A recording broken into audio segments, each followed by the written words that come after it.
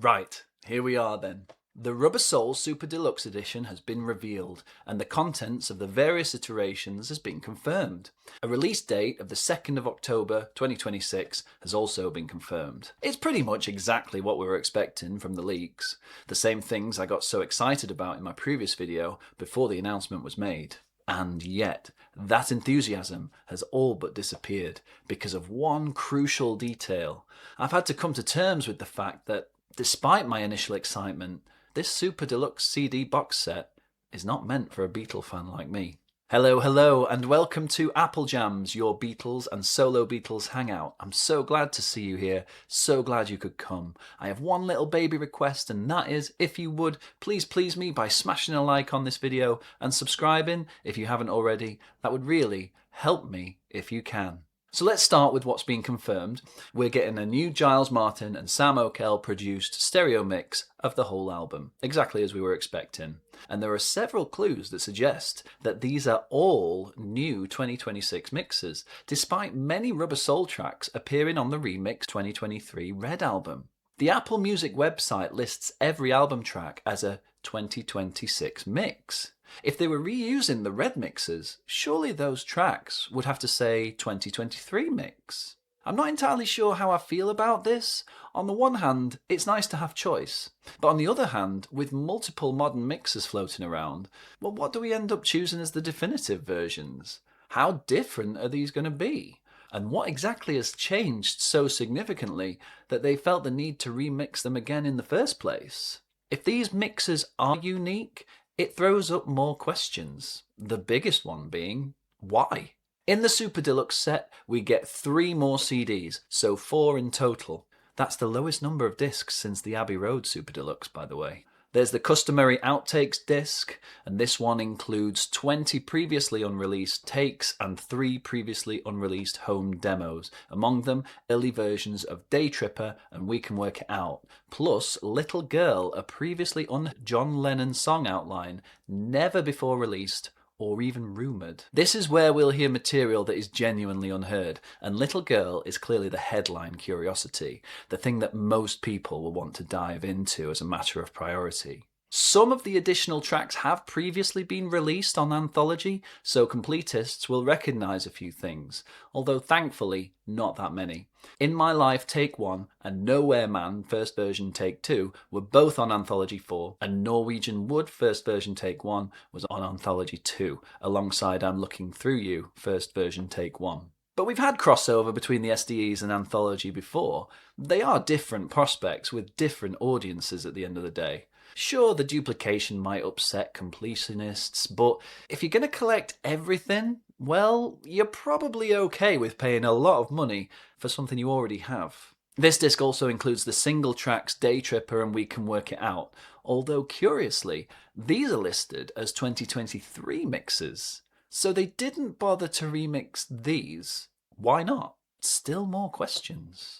We also get the mono mix of the album, presumably the same as the 2009 mono box set.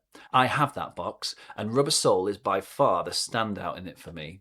Having only otherwise heard the 2009 stereo, the mono absolutely blew me away the first time I heard it. The sheer power and attack of those mono mixes is mind-blowing. So it's great to know that it's included here, because until we hear the new remix, the mono is the only way I will listen to Rubber Soul. We also get the Capitol version of the album, which has a different track list and different mixes compared to the UK release. This is great news. The Capitol versions have been buried since the UK catalogue was canonised in the 80s when the first lot of CDs came out.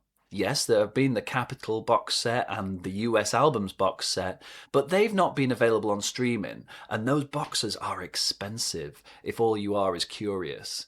Making this more widely available to younger and international fans is a good thing. We also get an 88-page coffee table style book, which I'm sure will be up to the usual high standard. It's going to feature a new foreword by Paul McCartney and a foreword compiled from John Lennon's own words, presumably pieced together from interviews in which he discussed the album. That's a lovely touch. The set doesn't include a Blu-ray, but a Blu-ray is available separately. This feels like a strange choice and, honestly, a little cheap. With the exception of Revolver, all the SDEs so far have included a Blu-ray. Personally, I'm not overly bothered. Blu-ray audio is a high-end consideration, and frankly, my equipment probably wouldn't get the best out of it anyway. But Apple should have stuck with one decision from the start. Either include it or don't. And now we'll have people find themselves in a position where if they want to have the Super Deluxe and the Blu-ray, they're going to have to spend another 30 quid on top. Also, if you're going to release a Rubber Soul Blu-ray, you may as well release standalones of the rest too, including Revolver, especially Revolver. Are you listening, Apple Corps? The vinyl set mirrors the CD set, except that the double A-side single is now separated onto a 7-inch disc. It only contains those 2 tracks, and only the 2023 stereo versions, so no mono versions, which I think is a missed opportunity.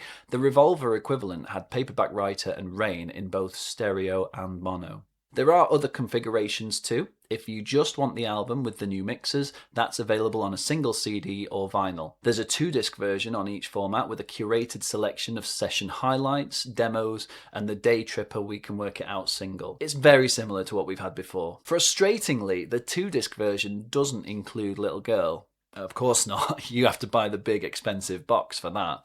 But it does include the singles and some interesting outtakes such as Paul's We Can Work It Out demo, the Day Tripper songwriting work tape, and a bunch of instrumentals which I always enjoy listening to. There's also a Zoetrope version of the album on vinyl, if that's your bag.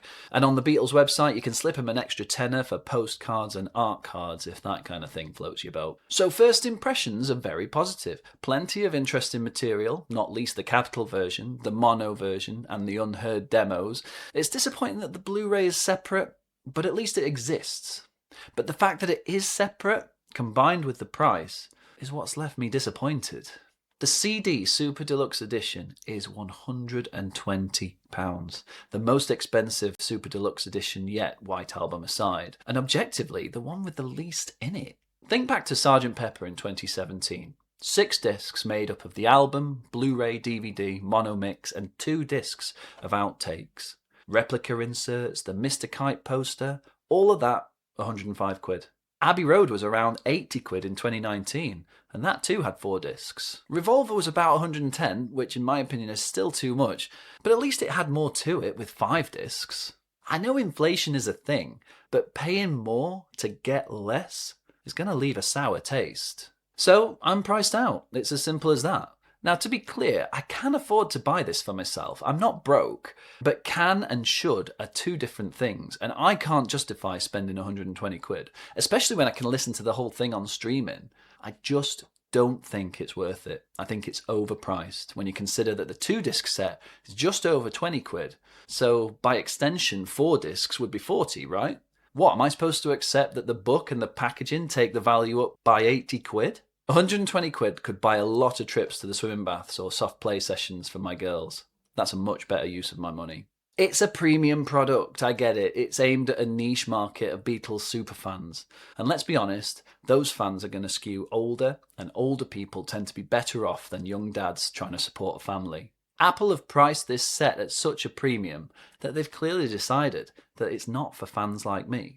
But is this what Apple really wants? For a rabid superfan like me to be priced out of owning the set? Sure, it's a business. Profit matters. They've clearly decided that people willing to pay top dollar will bring in more revenue than whatever they lose from fans put off by the price. I'd caution them against chasing the Yankee dollar so aggressively that they alienate people like me. This is also about legacy, about passing the Beatles music on to our sons and daughters. I'm in a position to instill that love in my girls, and that's a lot easier when the goods are actually affordable. But hey, look, I'm not entitled to it. I'll get the 2-disc set, so I'm not missing out on the new mixes, and at least I've got something a little bit special. It hurts to miss out, but I'll keep an eye on eBay for a deal. That's how I got my Revolver and Let It Be sets anyway. So tell me, what are you planning to do? Have you looked at this and thought, nah, too much money? Or are you diving in? Are you getting the single CD, the double CD, the Super Deluxe, the Blu-ray, all of them? Beatledustino, I'm looking at you. If you've made it this far, please give me a like and subscribe. It really helps the channel. And with that said, all that's left to say is, ta-ra for now, and thanks for watching.